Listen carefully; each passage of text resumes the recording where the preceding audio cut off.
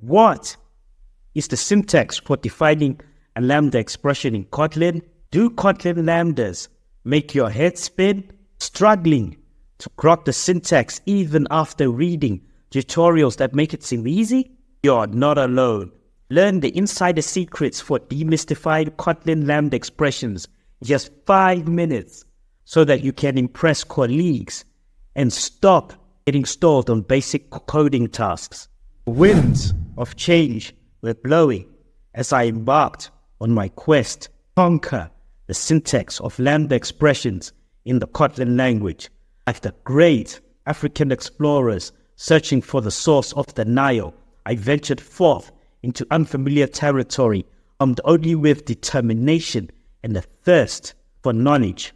My journey began simply enough.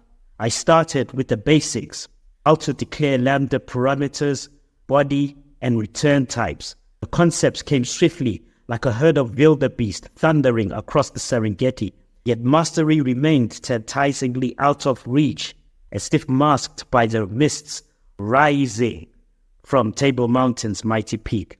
I pressed on, undaunted, through trial and error, success and failure.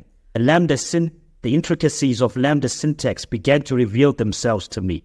I traversed the tundra of obscure edge cases. I navigated the labyrinth of functional interfaces.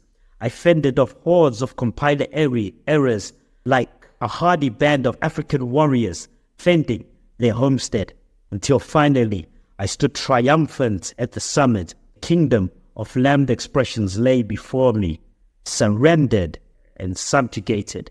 My odyssey was at an end. I seized mastery with both hands through determination and grit in the face of adversity. As I basked in the golden glow of achievement, I knew my journey was not yet over. For beyond the horizon lay new challenges, new worlds to conquer. Other warriors would follow in my footsteps one day, and I'd need to guide them, to chart the course so that they could venture further than I'd ever dreamed. So come, join me in this video.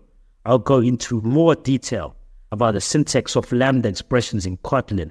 Let us travel together to the heart of mastery.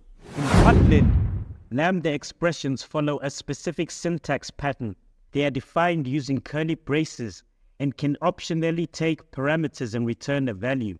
The basic structure of a lambda expression in Kotlin is as follows: val, lambda name, and then in brackets parameter type, and then arrow, return type, equals, and then in curly braces parameter, arrow, expression.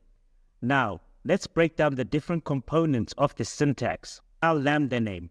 This is the variable that will hold the lambda expression. Parameter type in brackets, and then arrow, return type.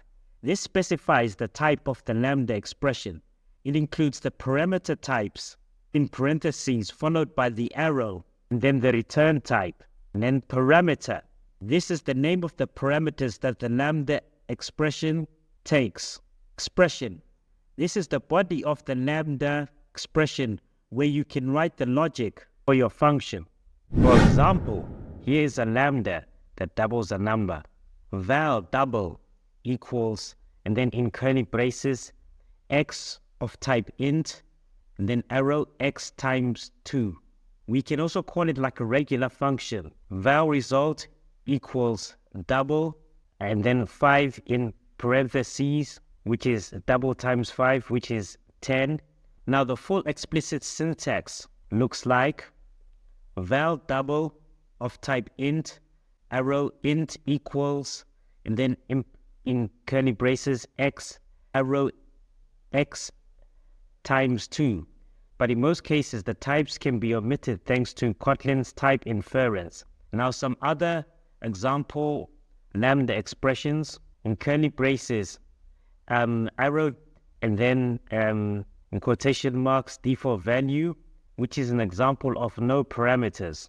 And then there's in curly braces x, y, arrow x plus y, which is an example of a lambda with multiple parameters. Now lambda expressions can also be destructured like regular method parameters. An example being, and then in curly braces, and then in parentheses, x, y, and then arrow, x plus y.